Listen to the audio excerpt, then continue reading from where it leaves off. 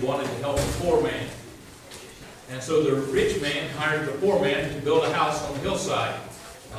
Then the rich man promptly went away on a long journey.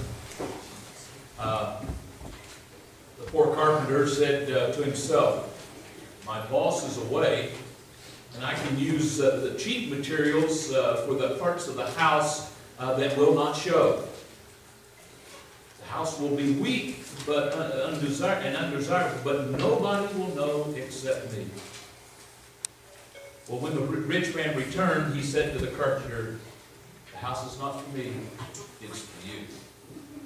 The poor carpenter accepted the key in astonishment, and instead of a first-class home, he now had a fourth-class home.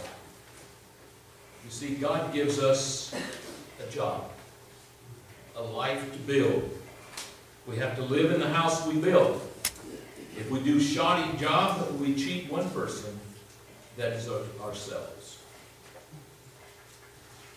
An article on January 15th, 1989 in the Lexington Herald-Leader had the story that a family living in a home in West Palm Beach, Florida, and if you know anything about West Palm Beach, Florida, that's a nice place to live.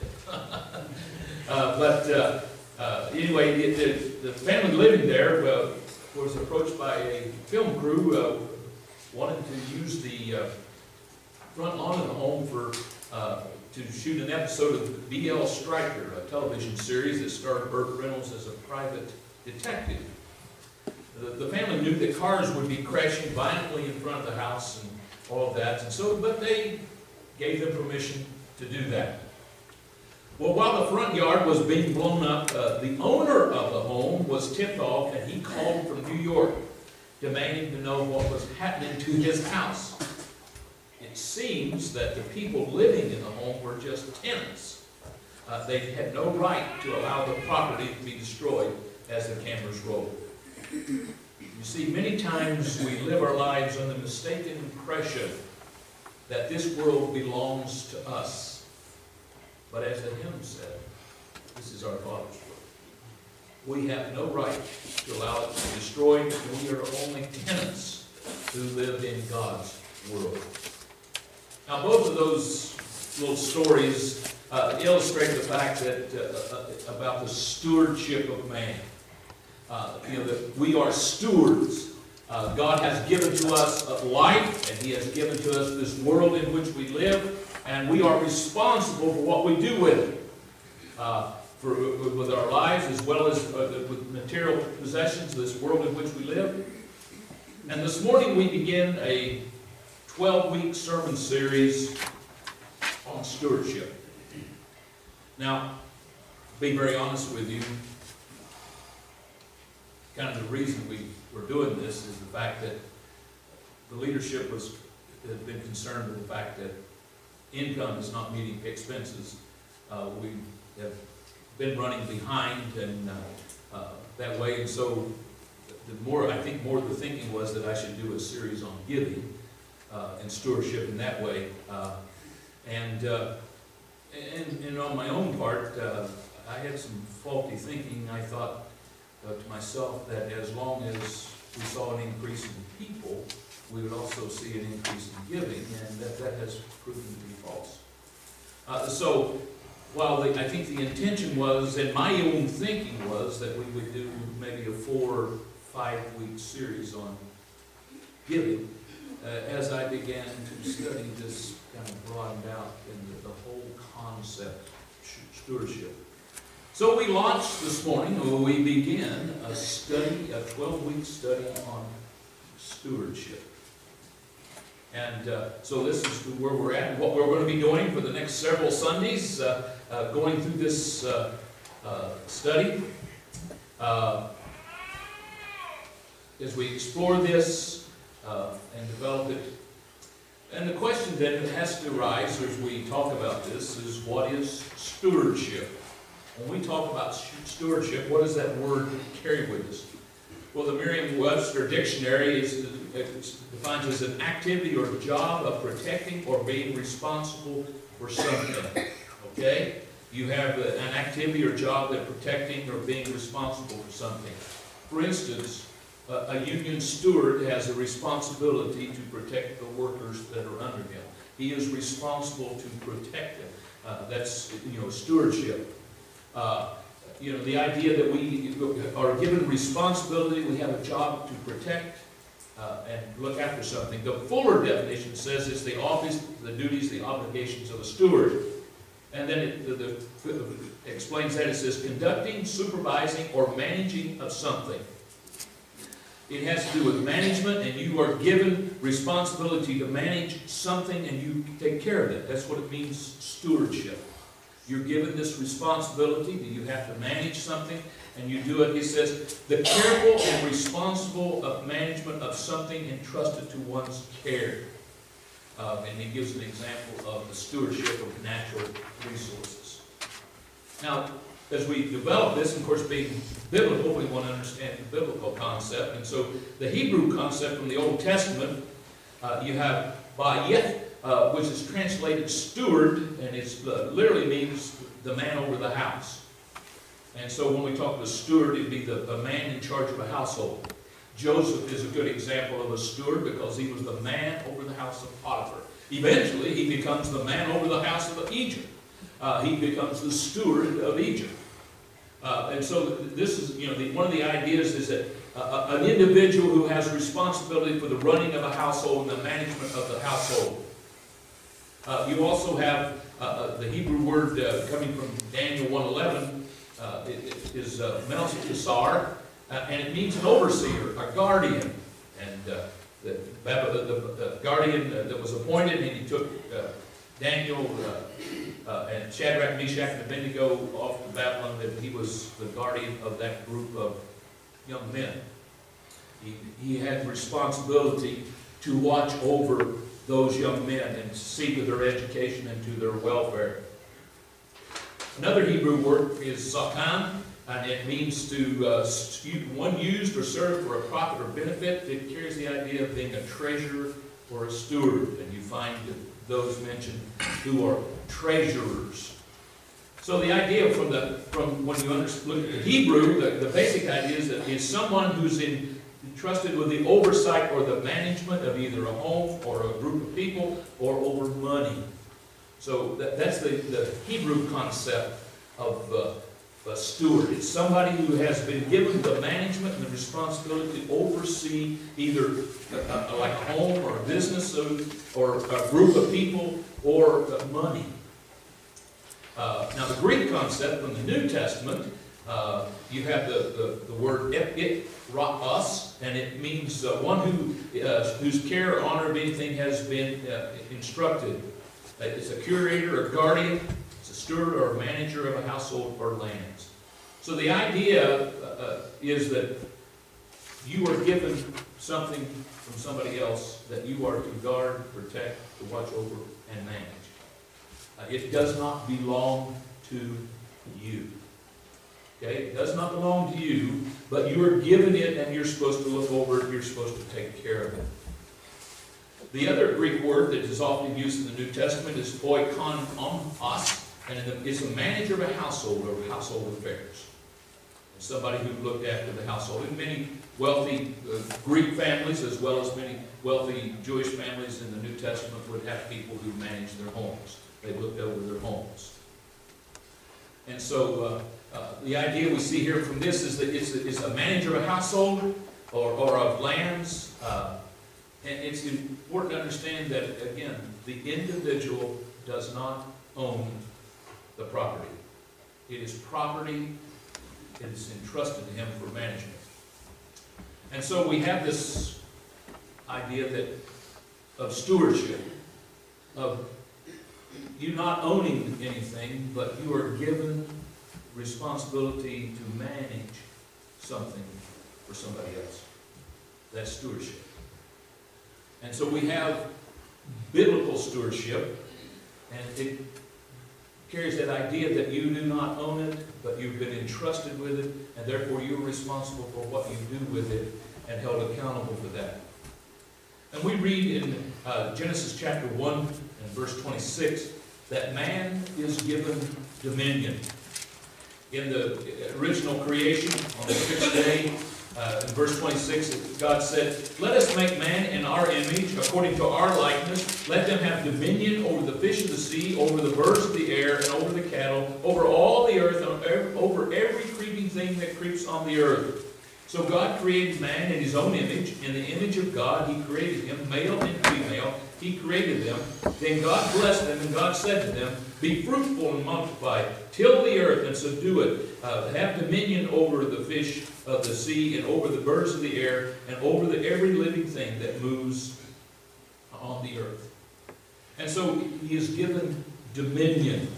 It says, let him have dominion. God creates man in his own image, and man's responsibility, what God decided man, human beings, were supposed to do, were have dominion over creation. Man is to exercise this dominion. That Hebrew word means to have rule over, to dominate and subject. He is to have rule over creation. But he's also to subdue it, and it means to bring under subjection, is to bring into bondage, to make subservient.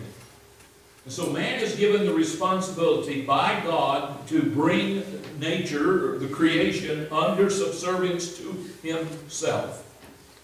Man is supposed to be to have dominion, to have rule. He is supposed to subdue nature and bring it under submission to his needs. And so it's over all the creatures. And notice he lists it here: have dominion over the fish of the sea, over the birds of the air, over the cattle, over all the earth. And he talks about over every creeping thing that creeps. And then, notice the various realms. And so God created man in his image, and he blessed them. It says, and he said, "Be fruitful and fill the earth and subdue it and have dominion."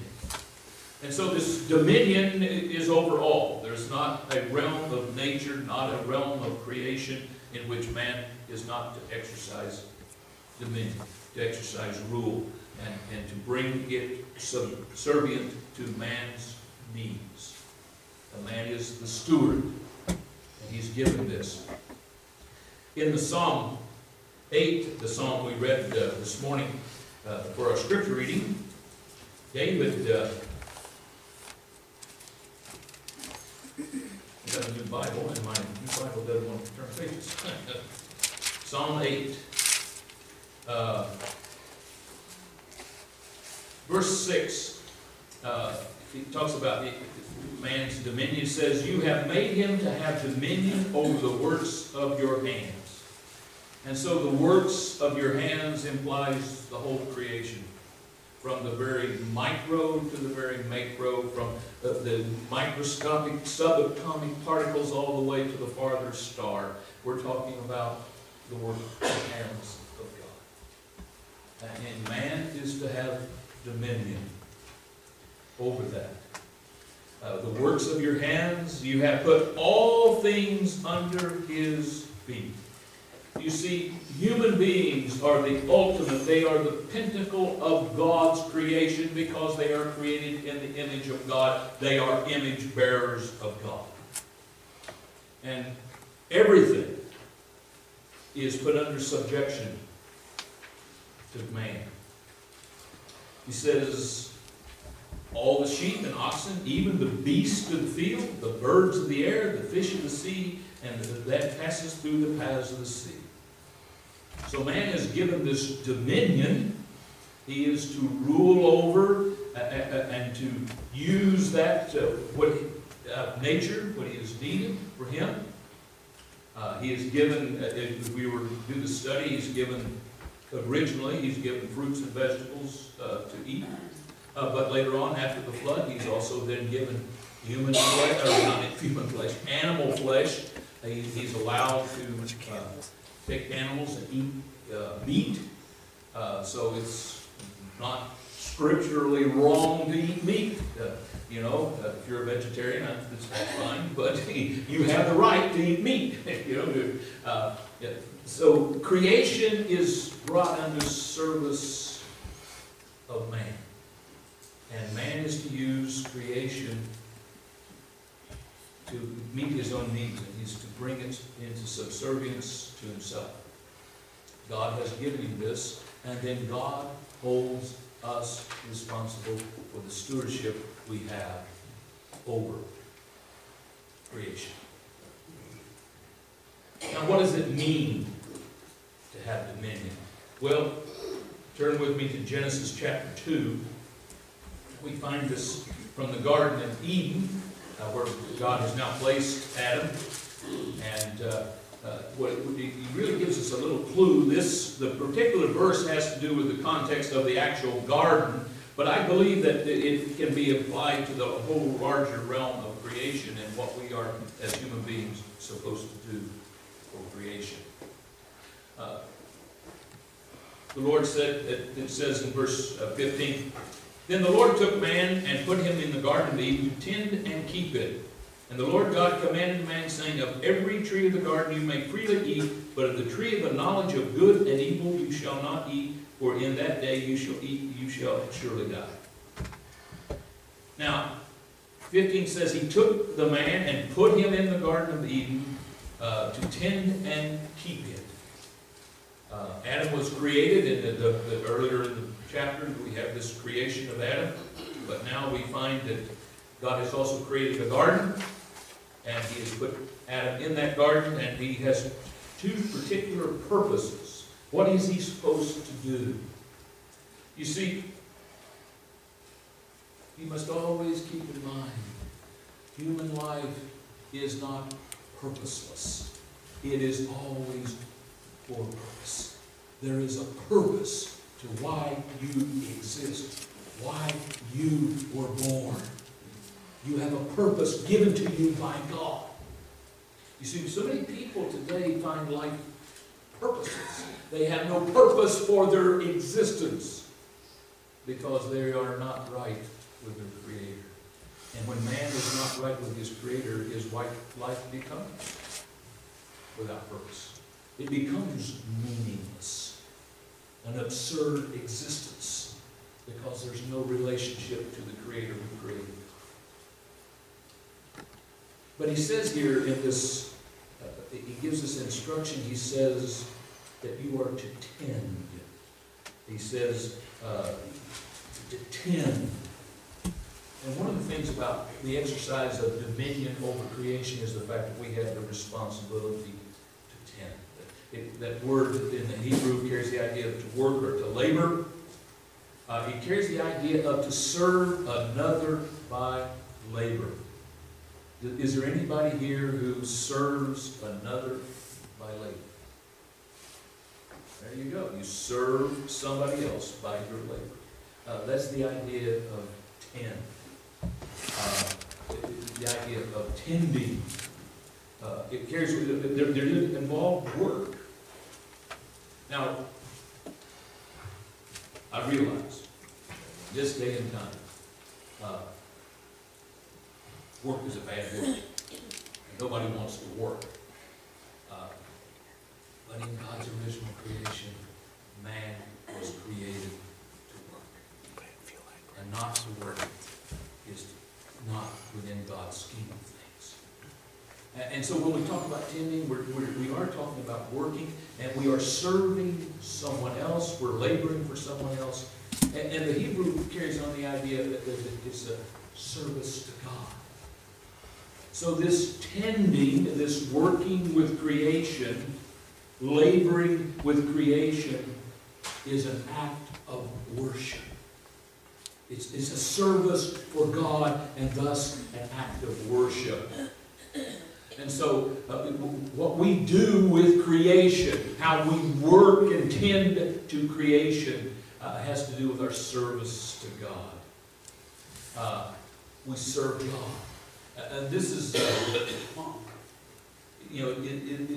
work in the care of the earth, in the management of the earth and creation. There's labor involved in that, and we worship God by how we care for His creation. But notice also he said not only to tend, but to keep. And to keep means to guard.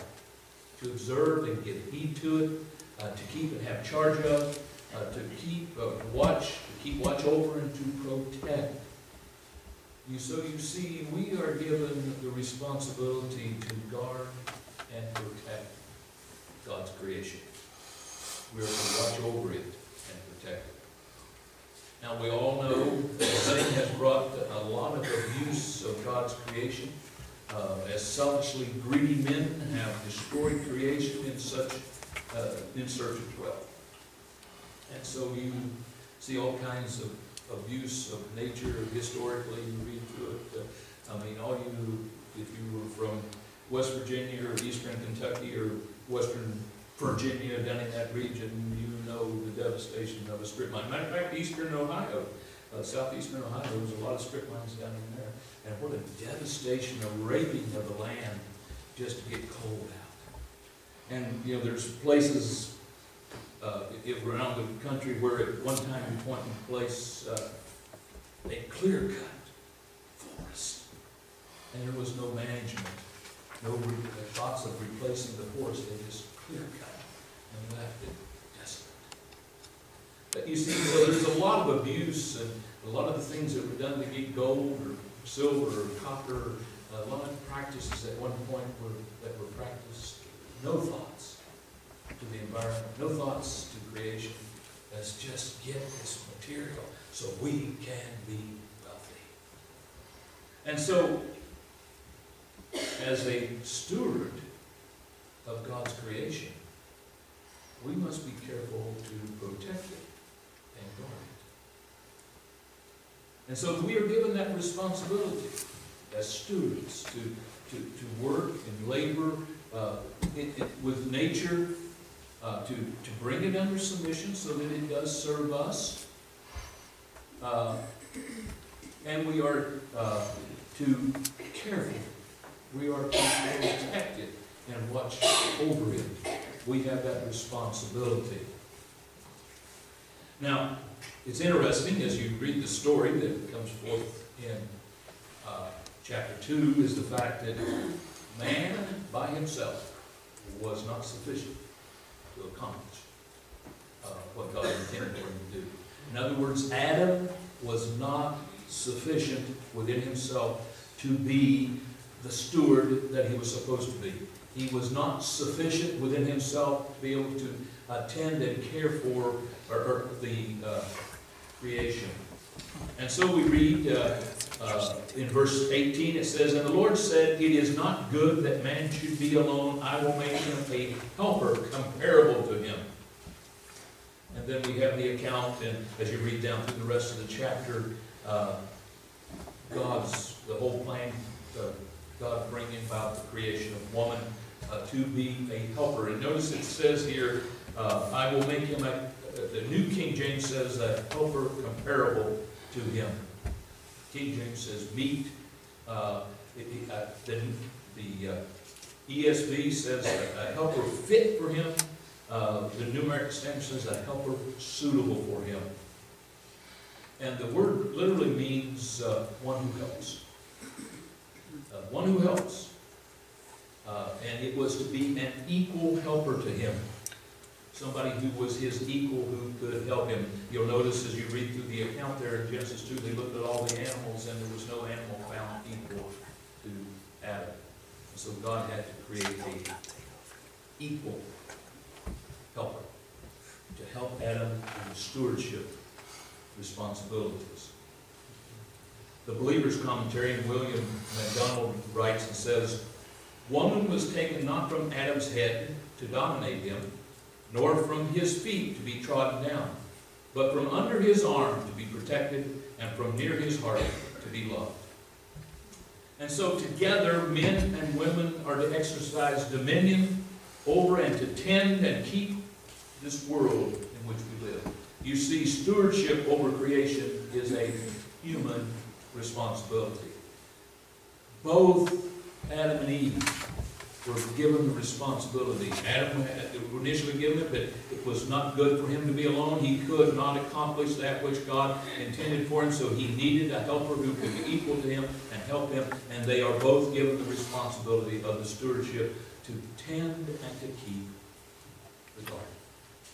And in a broader sense, to tend and care for all of creation.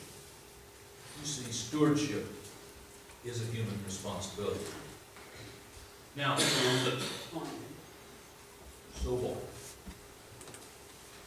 I mean, it's all nice and good, and we've done a nice little study here, but so what?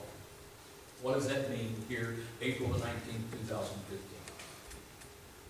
I mean, it's all well and good, but what am I supposed to do today? That's a good question. Hopefully one we will be exploring as we go through this study. As we think about it, it has some emphasis for us today. First, just some, 3 ideas to ponder, and these are my own ponderings, and I'm not going to make them authoritative, but I'm just giving you some ponderings. I'm letting my mind wander and think, and you can think with me. First of all, we do not worship nature or elevate animals above men. And there are those who would put nature above man, and man is above nature, and he has exercised dominion over it. But there are those amongst us out there in this world who elevate nature and elevate animals. You're familiar with the term tree huggers and animal rights activists. You know, some of these groups think that the animals have more rights than humans. They talk about animal rights, and really, scripturally, there are no animal rights. Animals have no right. They're not given. They're different creatures. And as much as we may think our little foofy is God's gift up to the earth and all of that, it's just a dog. And little meow meow is just a cat, okay? And I realize when the dog barks and the cat meows, we got to jump up as servants and serve them, you know. But there are people who exalt it to the highest level, and those animals are given, and they talk about having rights as if they were persons, and they are not persons. Solomon writes in Ecclesiastes, he says, who knows that the spirit of man goes upward to whom it was given, and the spirit of an animal goes to the earth. You see, there's a difference, and we have to be careful that we do not worship the creatures and give them rights and responsibilities that we do not have, or they do not have. You see, they are given for our benefit, and they are to be used for the benefit of human beings, and we have the responsibility to care for them and to watch over them. But we need to be careful, because there is many amongst us who would do radical things and who would alter greatly the environment and the society to bring man in subservience to creation. And man is supposed to be dominant over that. And so you need to be careful that way, because like I say, you read, you listen, and there's all kinds of people that, who want to exalt animals. I just throw this out. Maybe if you've got a piece of property, maybe you and I can get together and we'll start a doggy cemetery.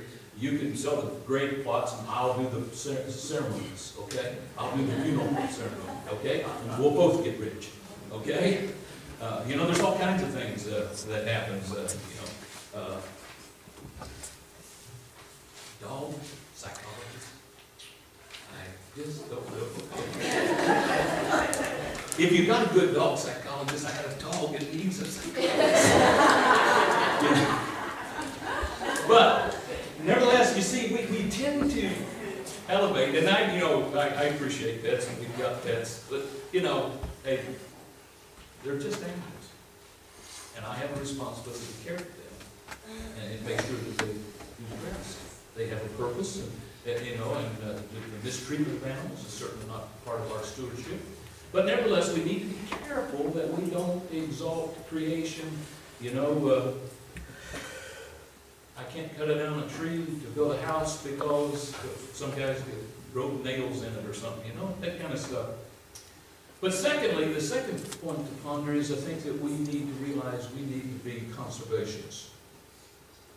As Christians, we ought to be conservationists. We ought to defend nature and preserve nature. You know, we have a responsibility to care for it. And we ought to be conservationists who defend nature and preserve nature. We use our natural resources wisely, and so we need to thoughtfully use the creation, the natural resources. We ought to be energy efficient. That's part of being, the wise conservation of natural resources. We ought to use conservation methods in farmlands and in woodlots and such. We ought to be involved in that. And in a practical sense, I think we ought to be recyclers. We ought to recycle. That's my opinion. Ellen and I recycle. I just took off a bunch of stuff Monday to Continental, put them in the recycle bins. But that's a part of good stewardship. And there's a lot more. You could sit down and talk about all this and come out with it. But we as Christians who understand the stewardship of man over creation means that we will use creation to our needs in a way that is appropriate to the environment, in a way that will not destroy nature, and conserve it so that it will be there for future generations. We all, growing up in the 60s, those of you who grew up like me in that era, I am sure you saw the pictures of the river burning down in Cleveland, with the Cuyahoga River, I think it was a plane, because they dumped so much chemicals in the river. What a poor stewardship. But yet, it was profitable for those companies to do that. And you and I, as Christians, might say, no, that's not right. We ought to preserve nature. And then I think one of the things as we think about our stewardship is the fact that realize the real state of this earth in which we live. First of all, the earth is under the curse of sin, and it longs to be set free. Paul will write that in Romans chapter 8. But when Adam sinned, not only did Adam and Eve suffer the consequences, they began to die physically, and they died spiritually that day, separated from God. But also nature was put under a curse. And today, nature is under a curse. And it longs to be set free. It longs for the revealing of the sons of God. And so we live in a sin-cursed world. And we talk about the great natural disasters and the things that happen, whether it be hurricanes or floods or tornadoes, or whether it be Ebola virus, epidemics. There's all kinds of things goes on in nature, and realize it's all a result of the curse of sin. So we live in a sin-cursed world, and we need to understand that. We also need to understand, as Peter writes over in his epistle, he says that this earth is going to be destroyed by fire. All that you see here will one day be destroyed by fire. This earth is just temporary. It was created by God for temporary use, and eventually it's going to be burned up by fire. And so it's just a temporary place. It is eventually going to be destroyed. And a new heaven and a new earth will be created. But you see, this world is not our home. As Christians, we know that I'm only here for a little while. I'm just living in this place for a little while, and then I'm gone. My home's in heaven.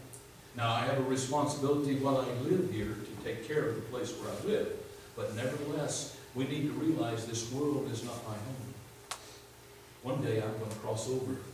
One day I will be in heaven. You see, we're only temporary tenants.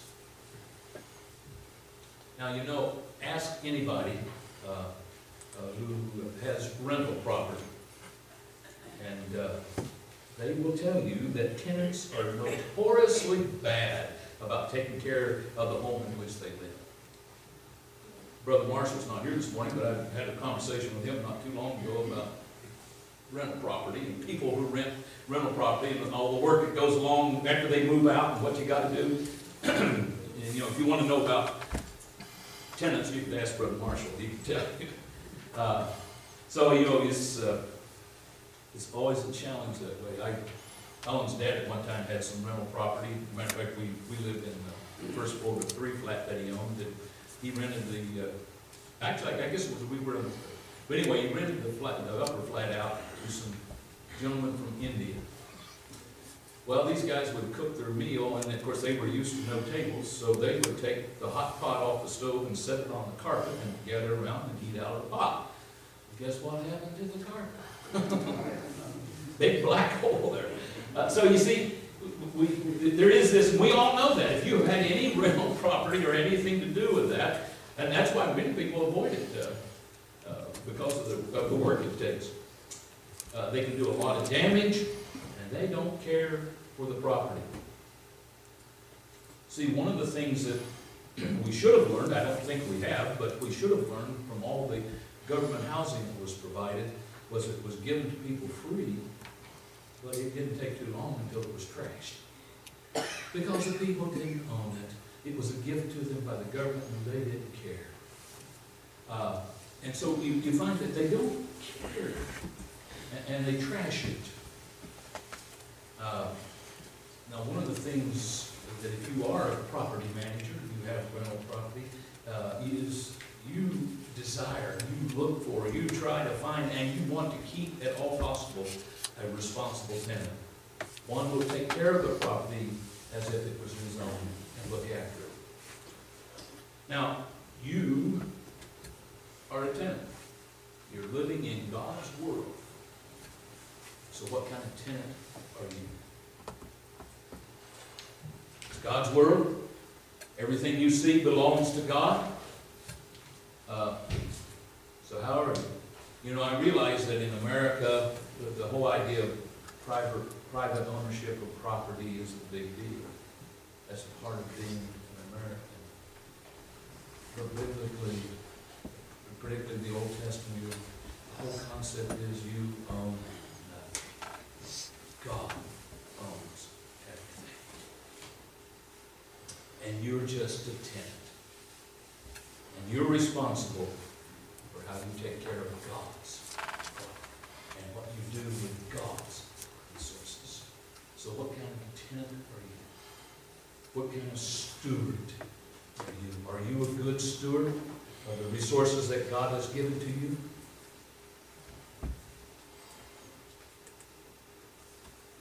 You see,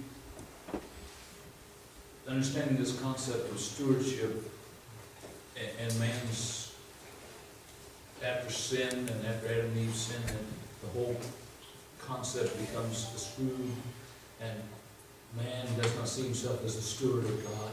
He sees him as his own ruler. It's my domain, it's my home, it's my car, it's my money, it's my world in which I live. You see, that puts us in direct opposition to the Creator God who created all things for himself and to whom all things belong. And so it's one of the ramifications of sin and rebellion against God is this idea that this is mine. And it belongs to me. No, it's just been loaned to you by God. And you are to use it for his cause. So what kind of steward are you? We'll be exploring this concept as we continue on in this study. But we ought to live for Jesus. Every day we ought to be living for the Lord as good stewards. Not only of creation, but as Paul would write, of the grace of God, which is holy and son. Let us stand and sing. Only one life to live.